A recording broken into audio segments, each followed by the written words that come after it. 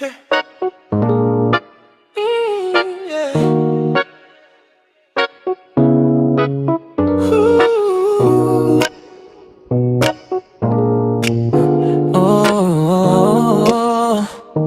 yeah. Here we go. Tao po na nakaupo, subukan nyo namang tumayo. At baka matanaw na nyo ang tunay na kalagayan ko.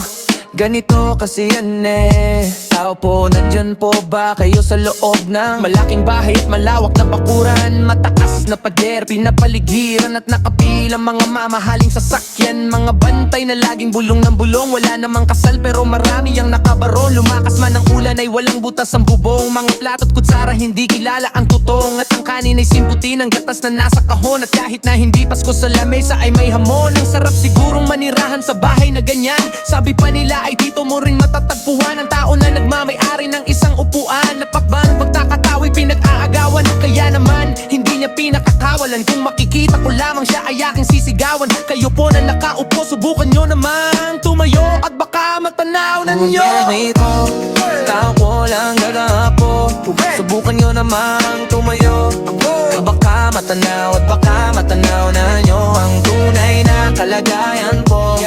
Mawalang galang na po sa taong nakaupo.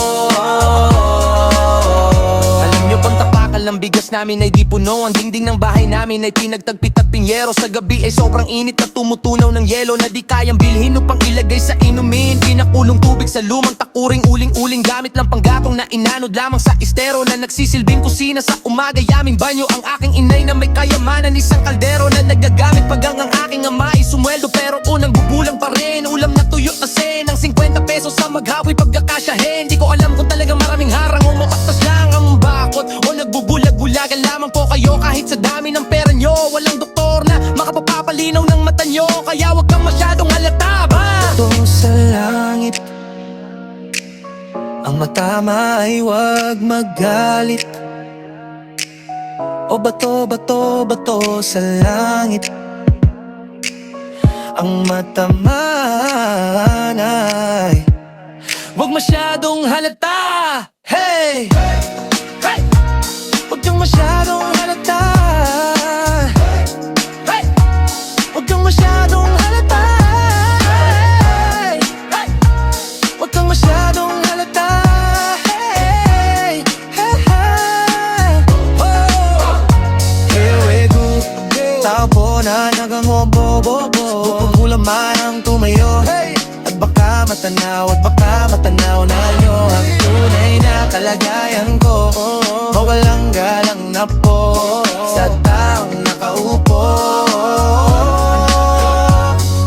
Ko, tao po na nakaupo, subukan nyo namang tumayo. At baka matanaw na nyo ang tunay na kalagayan ko. Ganito kasi yan eh.